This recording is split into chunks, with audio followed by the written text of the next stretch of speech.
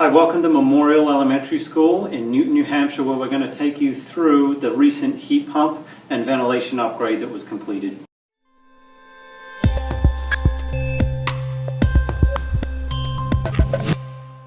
In the summer of 2013, we've installed a total of 32 heat pumps and 24 individual classroom energy recovery ventilators, or commonly known as ERVs. The purpose of the project was to substantially reduce operating costs during the heating season while improving comfort and control of each space. What's more important about the project, and most interesting, is that we've been able to finance the entire project without any out-of-pocket expenses from the school district. We've done that by using energy reductions to pay for the system.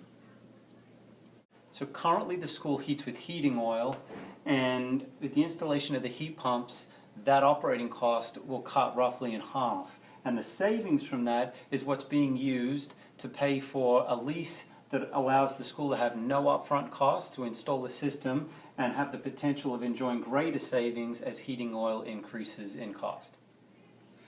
So a heat pump is actually a device that uses refrigerant to transfer heat energy between the indoors and the outdoors. It operates much the same as a refrigerator.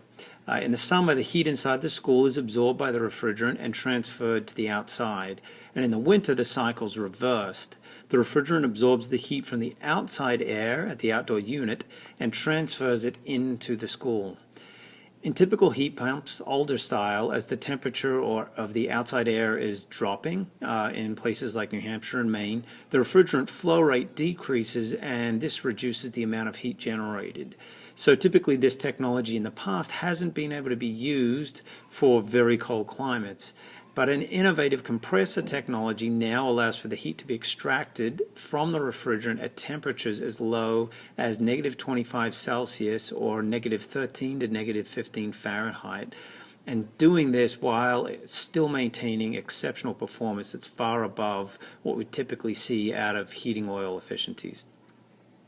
The indoor units from the heat pump system are installed inside any room that it's needed, in our case in classrooms, so that heating or cooling is delivered exactly where it's needed and in the quantity that it's needed.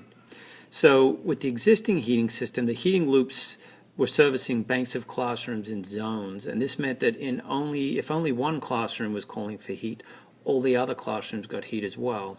This amounts to increased energy costs, decreased comfort, and the beginning of having to open up windows because the building gets too hot when too many people are sharing the need for heat.